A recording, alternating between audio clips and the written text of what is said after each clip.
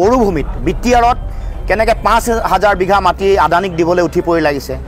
তাৰ লগে লগে ডিমা হাছাওত সৌৰ প্ৰকল্প দিবৰ কাৰণে ৪,০০০ বিঘা মাটি ইতিমধ্যে তেওঁলোকে দখল কৰিছে। ১৮০০ বিঘা মাটি তেওঁলোকে কাৰ্বি আংলঙত দখল কৰিছে। তাৰ পাছত আকৌ আপোনালোকে দেখিব যে বৰদুৱাৰ চাহ বাগিচা মাটি দখল কৰিলে, দৰা বিলৰ ১৫০ বিঘা মাটি দখল কৰিছে। বাগান আমাৰ ডিব্ৰুগড়ৰ ওচৰৰ বাগান লক্ষ্মী চাহ বাগিচা ৩৫০ বিঘা বাগান, শুকান পুখুৰী বাগানত দখল কৰিছে। এই যে মাটি তেওঁলোকে চাৰিওফালে লৈ বহুজাতিক বনিয়া গোষ্ঠীক যে দিব, আম্বানী আদানী আৰু তেওঁলোকে ৰামদেৱক যে মাটি দিব, তাৰমানে আমাৰ খিলঞ্জীয়া মানুহবোৰ অঘৰী হৈ থাকিব লাগে। মুখ্যমন্ত্ৰীৰ ঘৈণীয়েক ভূমিহীন নেকি, নে জয়ন্ত মল্ল বৰুৱাৰ ঘৈণীয়েক ভূমিহীন? এফালে তেওঁলোকৰ পত্নীয়ে, মুখ্যমন্ত্ৰীৰ পত্নীয়ে সুৰাহুৰে মাটি এনেকৈ তেওঁলোকে দখল কৰিছে বা কিনিছে। তেওঁলোকৰ লগত থকা মন্ত্ৰীৰ পত্নীয়ে নামে বেনামে মাটিও তেওঁলোকে গিলিছে, গ্ৰহণ কৰিছে বা কিনিছে। সম্পত্তি বিভিন্ন ধৰণে তেওঁলোকে ঘটিছে।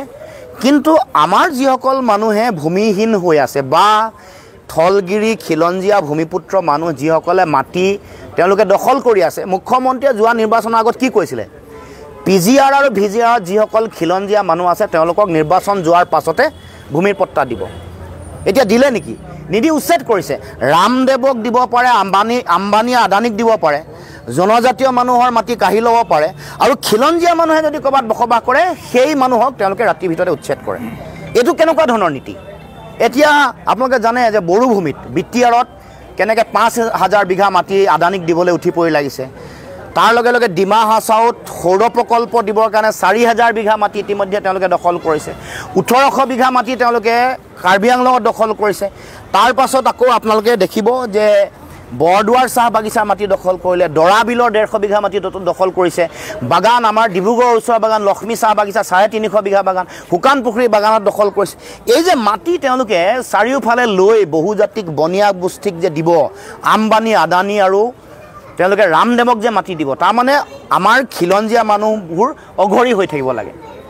অসমীয়া জাতিটোক অখৰী জাতিলৈ পৰিৱৰ্তন কৰিবলৈ উঠি পৰি লাগিছে। সেইকাৰণে কঠীয়াৰ ওপৰত বুলডেজাৰ চলোৱা নাই, অসমৰ জাতীয় স্বাভিমানৰ ওপৰত এইটো জাতীয় আৱেগৰ ওপৰত বুলডেজাৰ চলাইছে। কাৰণ কঠীয়া মানেই আমাৰ কৃষি, অসমৰ জাতীয় জীৱনৰ লগত জড়িত, জাতীয় অৰ্থনীতি, জাতীয় জীৱন, আমাৰ সংস্কৃতি। আমি বিহু কৃষি নিৰ্ভৰ এটা সংস্কৃতি। অসমৰ লোক সংস্কৃতি সকলো কৃষি নিৰ্ভৰ। আমাৰ সমাজ, আমাৰ অৰ্থনীতি, আমাৰ সংস্কৃতি, আমাৰ জীৱন, আমাৰ জীৱিকা, আমাৰ প্ৰমূল্য চব কৃষিৰ ওপৰত নিৰ্ভৰ কৰে। তাৰমানে লহপহকৈ বাঢ়ি অহা যদি কঠীয়া তলিত তেওঁলোকে এনেকৈ বুলডেজাৰ চলাইছে, জানি ল'ব যে অসমীয়া জাতি, অসমৰ কৃষ্টি সংস্কৃতি, অসমৰ মাটি ভেটি, অৰ্থনীতিৰ ওপৰত এনেকৈ, অসমৰ সমাজৰ ওপৰত এনেকৈ বুলডেজাৰ চলাইছে। তাৰমানে এইটো আৱেগ। সেইকাৰণে আমি গ্ৰহণ কৰা নাই, কোনো কাৰণতে গ্ৰহণীয় নহয়।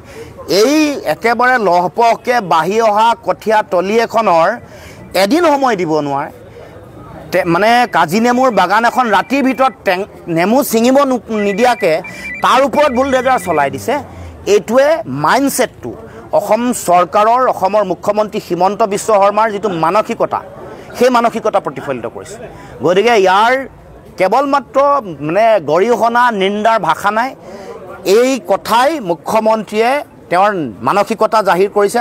আমি কৈছোঁ যে অসমৰ খিলঞ্জীয়া মানুহৰ অধিকাৰ সুৰক্ষিত হ'বই লাগিব। মামাৰ মাটি ভেটি, ককা আজু ককাই দি থৈ যোৱা মাটি ভেটি আমাৰ হ'ব লাগিব। ইয়াত কোনো তেওঁলোকে আম্বানী আদানী ৰামদেৱক দিবলৈ ষড়যন্ত্ৰ কৰিব, নিজে শ বিঘা মাটি দখল কৰিব, সেই কথা গ্ৰহণীয় নহয়। আমাৰ প্ৰশ্ন এইটোৱেই যে তেওঁলোকৰ পত্নীসকলে দখল কৰা মাটিবোৰ কেতিয়া উচ্ছেদ কৰিব, এইটো অসমৰ ৰাইজে জনাব লাগে।